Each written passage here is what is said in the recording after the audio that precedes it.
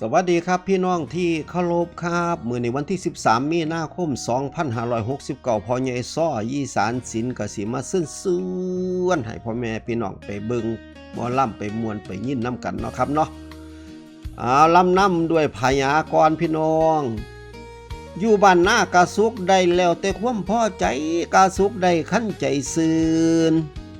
มีเงินแสนมีเงินหมื่นมีล้นล่าวานั่นมันสุขได้แม่นสัวข้าวเนาะพี่น้องเนาะสุขอีหลีบ่แม่นเงินดอกหมู่เจ้าแล้วแต่ความพอใจสุขสดใสหน้าเวทีมีศิลปินมาล่ำร้องพุ่นตัวพี่น้องไปม่วนน้ำกันเด้อครับ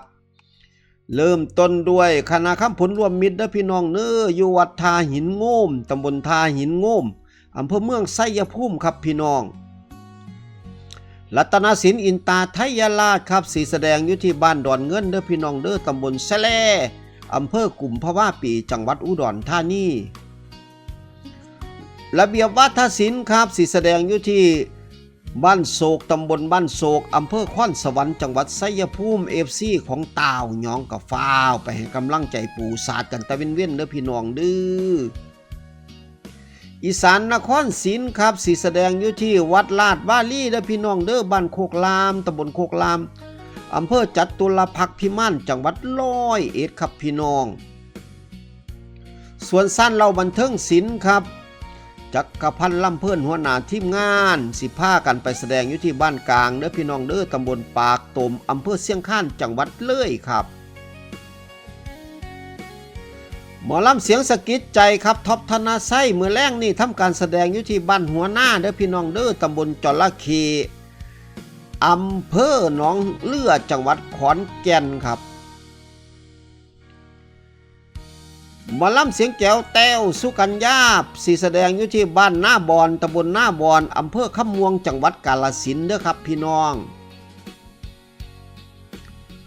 เสียงอีสานย่าแม่นกน้อยอุไรพรน้องแป้งสีทำการแสดงอยู่ที่วัดท่าดินดำอำเภอไส้บาดาลจังหวัดลพบุรีครับพี่น้องครับปฐมบันเทิงศิลป์ครับบ้านหนองควันไทยเด้อพี่น้องเด้อตำบลกุดตุ่มอำเภอเมืองไสยภูมิครับมื้อแรงนี่ปฐมออเดอร์โซอยู่ที่วัดป่าคำสว่างเด้อพี่น้องเด้อตำบลวังตามั่วอำเภอเมืองจังหวัดนครพนมศิลปินผู้ไทยครับ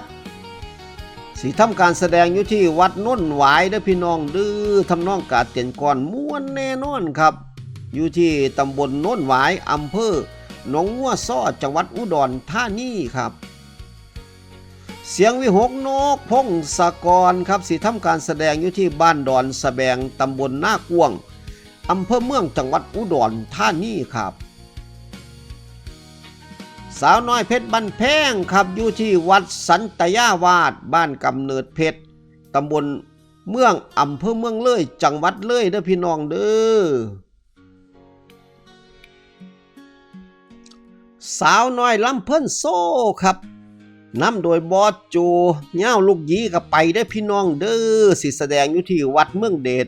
อำเภอเดชอุดมจังหวัดอุบลราชธานีครับพี่น้องวงเจริญบันเทิงศิลป์ย่าแม่เดือนเพ็ญอำนวยพรครับสิทำการแสดงอยู่ที่วัดมงคลสมณกิจบุญพระเวทบ้านดงเว้นแล้วก็บ้านใหญ่ดงเจริญตำบลพ้นสว่างอำเภอเมืองหนองคายจังหวัดหนองคายครับพี่น้องคณะดินฟ้าเป้าเด้าฟ้าปีนพี่น้องครับไปให้กำลังใจอนุสานุนธิดาพรเศรษฐาวิการดาท่องเบศนะครับอยู่ที่ตลาดสวัสดีอมตะชลบุรีเด้อพี่น้องเด้อนุกปิยพรสมสุขครับลำซิ่งแบบใดฮะแบบใดสีทำการแสดงอยู่ที่บ้านดอนตูมตำบลบ้านย่างอำเภอพุทธไทยสงฆ์บุรีรัมย์ครับพี่น้องส่วนใบเฟิร์นดาวกระจายครับเอาเลื่อมแล้วตัวเนาะครับเนาะอันนี้ย่ำเมื่อคืนนะพี่น้องเด้ออยู่ที่วัดป่าผู้เข่งบ้านแสนสุขตำบลกุดจิกอำเภอทาคันโทจังหวัดกาฬสินธุ์ครับอันนี้มันย่ำคืนส่วนย่ำเว้นครับบัดนี้ย่ำเว้นของ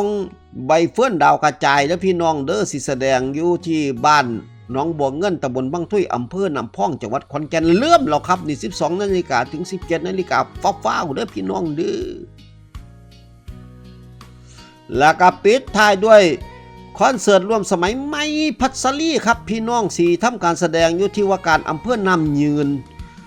ฉลองศาลหลักเมืองนะพี่น้องเด้ออำเภอน้ำยืนจังหวัดอุบลราชธานีครับพี่น้อง